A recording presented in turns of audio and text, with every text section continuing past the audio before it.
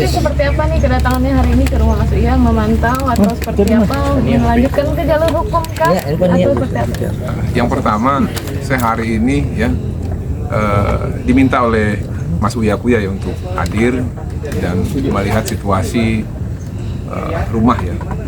Setelah kita lihat banyak di sini karangan bunga, ada yang dari Dewan Masjid di Menteng Atas, ada yang dari para pekerja migran Indonesia, lalu ada dari warga, dan juga ada dari beberapa tokoh ya, yang intinya mereka sangat menyesalkan atas apa yang terjadi kepada sahabat kami ya, dalam hal ini adalah Mas Buya, dimana sebenarnya ya, kalau kita fair menilai ya, setelah ada video yang bersangkutan goyang di DPR, di mana pada saat itu yang goyang juga bukan hanya Mas Buya ya, yang goyang itu banyak, ada Mbak Puan, ada Mbak Sarah Joyo Hadikusumo ya, banyak yang goyang itu.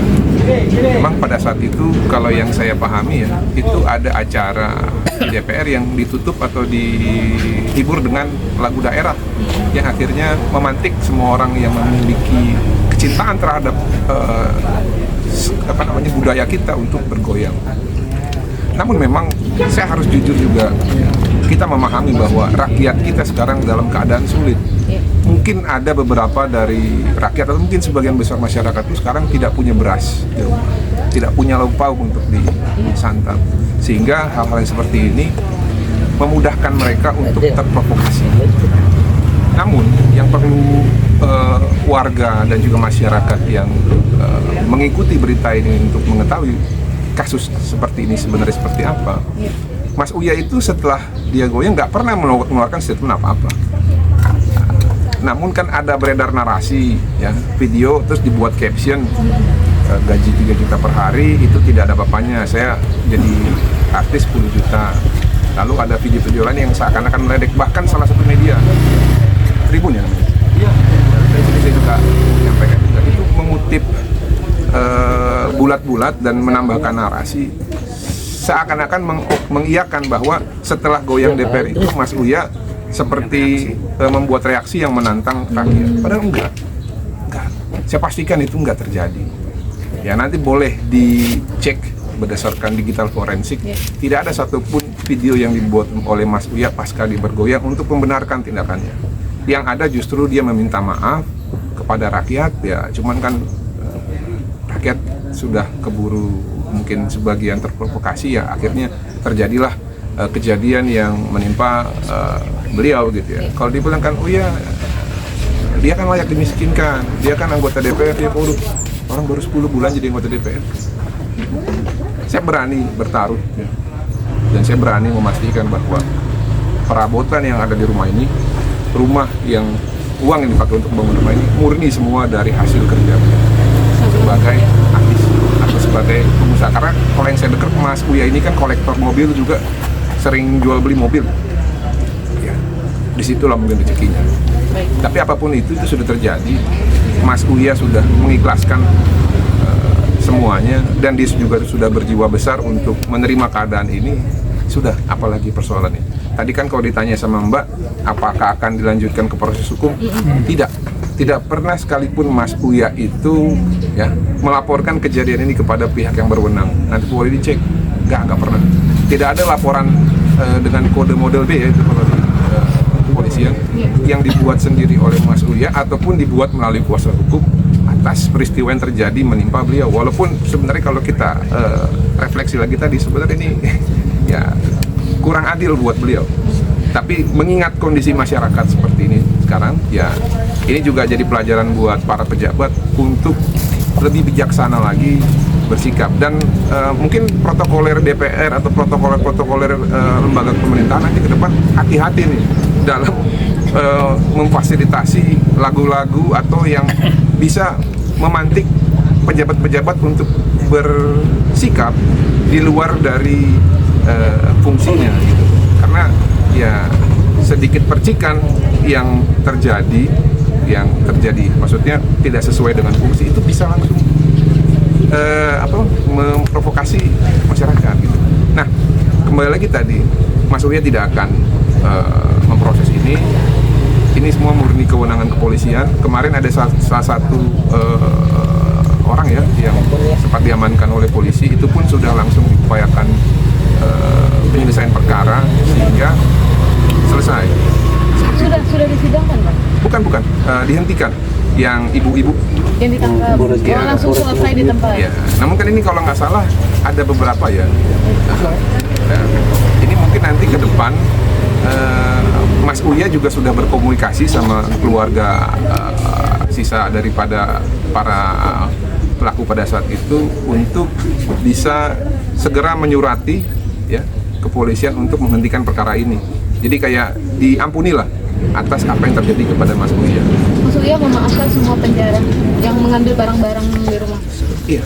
Jadi ada 4 orang tua dari penjara itu minta dari PAN untuk memediasi pada Uya untuk dilakukan pengampunan. Nah, dari Uya sendiri alhamdulillah akan mengirimkan surat pengampunan kepada 4 orang tersebut untuk supaya membantu mereka dalam proses hukumnya. Itu. Mas, kalau untuk pencatatan jabatannya sendiri, seperti apa sih, sudah ada komentar dari Mas Uya sendiri atau diskus dengan? Jadi gini, kalau mungkin PAW maksudnya, penggantian antar waktu ya. Jadi itu semua kewenangan partai ya. Tapi sependek yang saya tahu, kewenangan partai itu biasanya diatur di anggaran dasar, anggaran rumah tangga, dan undang-undang pemilu. Ya. Nah, seseorang bisa di PAW itu harus jelas nih ada kesalahan atau tidak. Nah, biarlah itu semua nanti berproses. Tapi saya yakin ya, sahabat saya ini orang baik. Ya, kenapa saya bilang dia orang baik? Kalau dia nggak orang baik, saya nggak mungkin pada saat hari H datang ke sini untuk mencoba untuk mempersuasifkan orang yang datang untuk tidak melakukan aksinya. Saya dengan Bang Andre dan warga sekitar, dan juga ada aparat juga dari Polsek pada saat itu, dari jam 7:30 sampai jam 10 lewat kita menahan supaya jangan terjadi penjarahan. Tapi memang kembali lagi pada saat itu ya, karena yang datang sudah terlalu banyak dan ada yang memprovokasi sehingga ya nggak mungkin bisa ditahan. Tapi saya yakin bahwa terlepas dari proses yang ada ya, dimanapun nanti Uya berada, sekali orang baik pasti jadi orang baik. Ya, itu aja. Mas Uya nggak datang hari ini? Nggak jadi apa memang ada Jadi isunya kan dia lagi di luar negeri ya? Oh, iya. Enggak, dia ini petarung ya. Saya tahu banget dia. Dulu di 2023, dia sama rekan saya Bang Kamarudin Simanjuntak dilaporkan di hampir setiap polda. Gara-gara ada video ya yang dia buat, tapi mungkin digiring ya ke arah yang berbeda gitu. Nggak ada dia dihadap. Nah, cuman kan kembali lagi, ada lagi yang membuat semacam kayak pemberitaan bohong ya, mengatakan Uya kabur ke Amerika. Bahkan ada itu salah satu orang Amerika, jadi warga negara Amerika, jadi tentara Amerika ikut-ikutan. Bilang, Uya di mana sih kamu? Gara-gara kamu jadi kita semua ada. Saya bilang, aduh.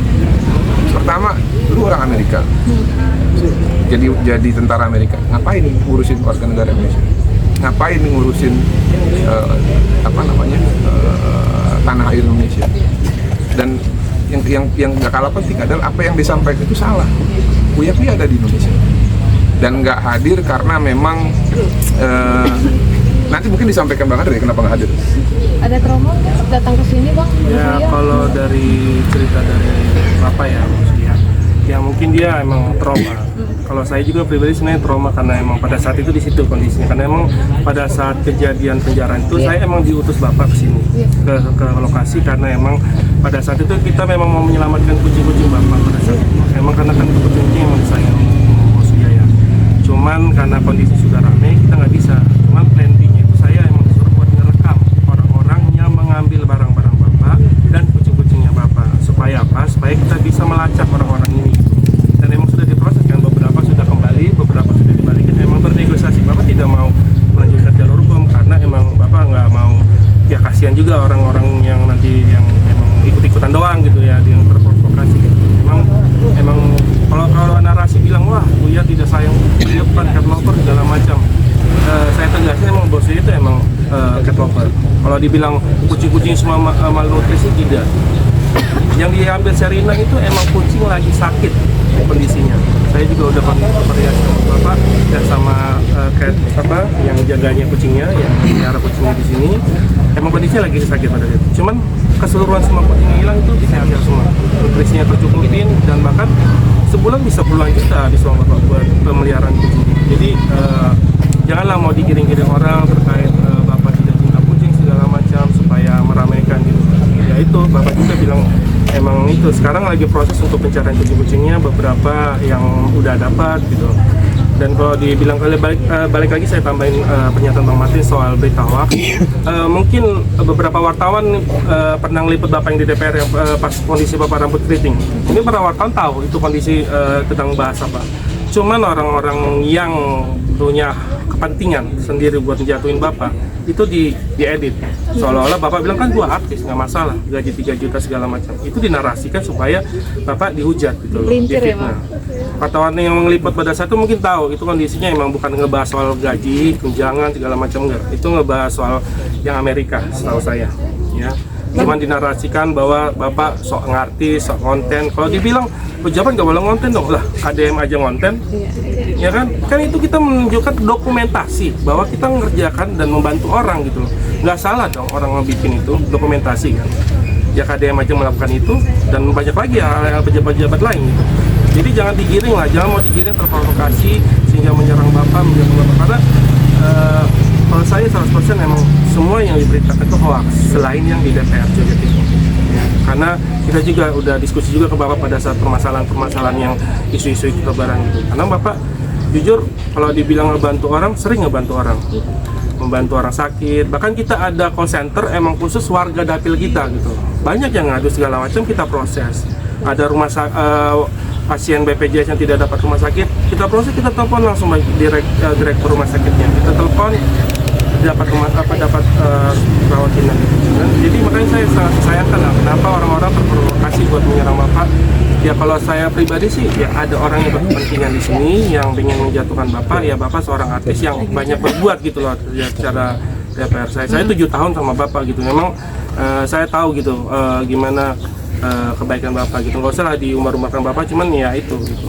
Jadi begini, Yang hilang sebagai contoh ya, saya sampaikan begini, kalau kita berbicara negara demokrasi ya, Vox Populi, Vox Dei gitu ya, suara rakyat, suara Tuhan, maka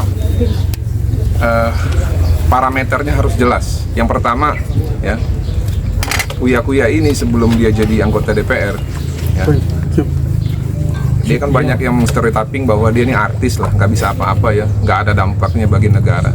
Nanti boleh teman-teman cek track record beliau.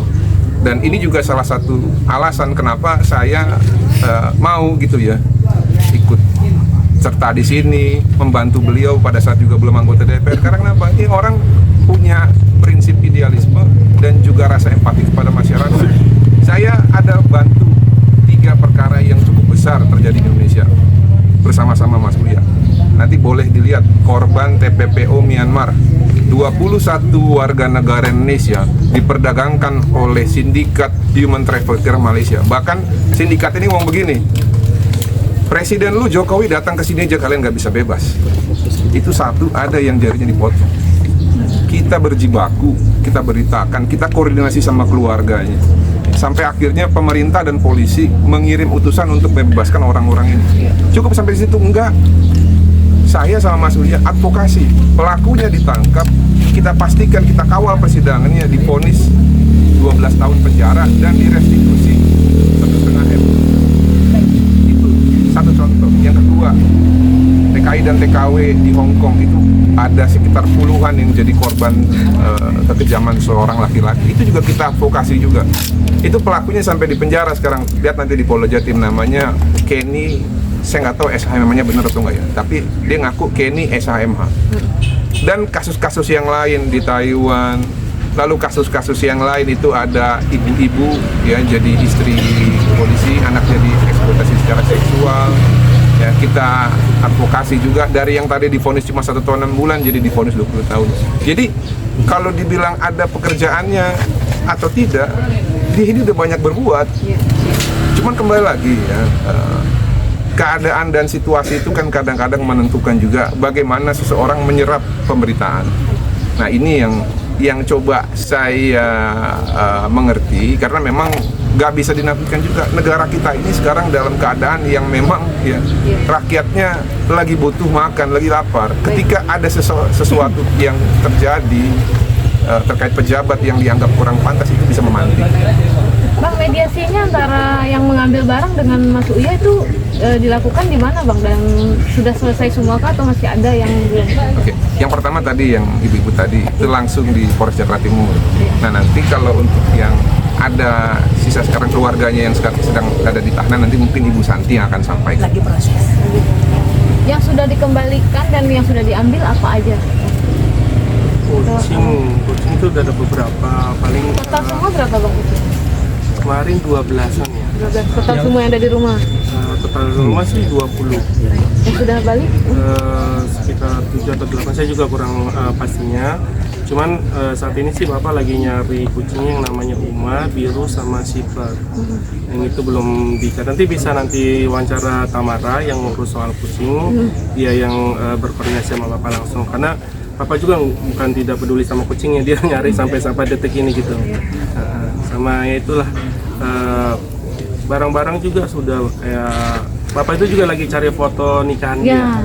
Itu foto emang itu. foto udah tidak ada lagi, dia katanya buat dokumentasi lainnya gitu. Ya mudah-mudahan dibalikin sih.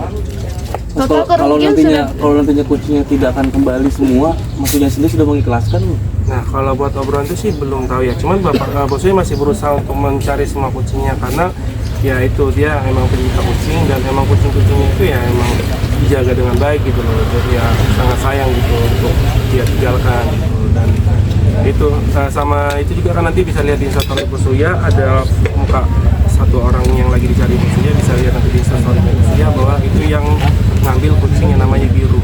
Nah, bisa lihat di Instastory Bos Uya, yang mudah-mudahan itu dengan wajahnya dipampang di sana bisa negosiasi sama Bos Uya untuk mengembalikan kucing itu doang. Mas Uya pasti memaafkan nanti. Pasti, Ya, pasti.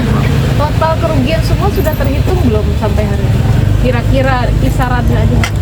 Kalau total sih tidak ada omongan ya, soalnya kalaupun dibilang sih pasti banyak ya. Cuman kalau Bos Uya juga tidak memikirkan berapa nilai segala macam, karena kan secara pribadi Bos Uya juga mengikhlaskan dengan ya niat orang kalau mau balikin gitu loh. Ya mau berapapun balik ya nggak masalah buat Mas Uya. Yang penting niat baik orang yang ngejar itu mau kebalikin, intinya gitu. Bos Uya cuma mau menunggu itu doang gitu, niat orang yang mau balikin itu doang. Ada miliaran nggak kira-kira? Lebih? Ya something lah, maksudnya ya beberapa ada lah. Adalah miliaran ya? Ada lah, karena emang semua barang habis semua. Gitu, treadmill, kursi pijat segala macam. Oh, kursi pijat Iya. juga. Butuh pijat. Itu ada ini di gimana? posisi di sini gotong. Jadi kalau saya lihat itu ya, kalau pada saat di lokasi itu emang beberapa orang itu satu kelompok. Aslinya masih ikut gotong Satu juga. kelompok dan ya saya juga deg-degan nih di sana ngevideoin gimana, kalau saya ketahuan saya bisa hilang gitu kan. Ada itu patung yang untuk baju itu pun dibawa juga. Manekin itu Manekin ya? Manekin.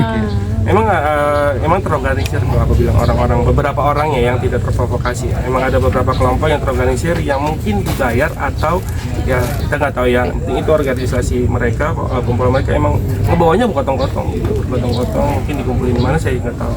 Mas, terakhir, rumah ini mau dijual apa mau ditempatin lagi, Mas? Atau mau dibiarin aja? Apa gimana? Itu nanti biar Mas Uya aja yang jawab. Iya, ini soalnya tidak ada omongan soal dijual atau enggak. Yang pasti ya maksudnya masih mencari ada yang hilang aja gitu.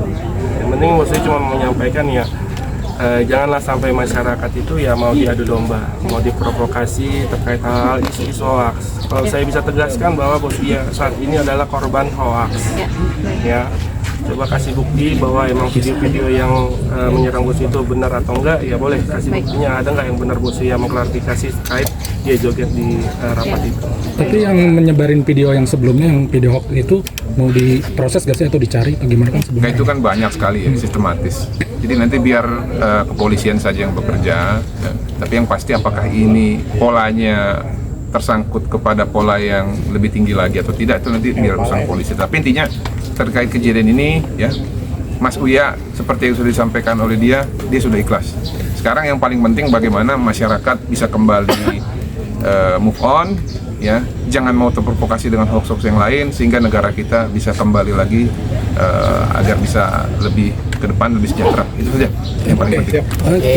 Terus satu lagi kalau saya lanjut ya, sorry ya.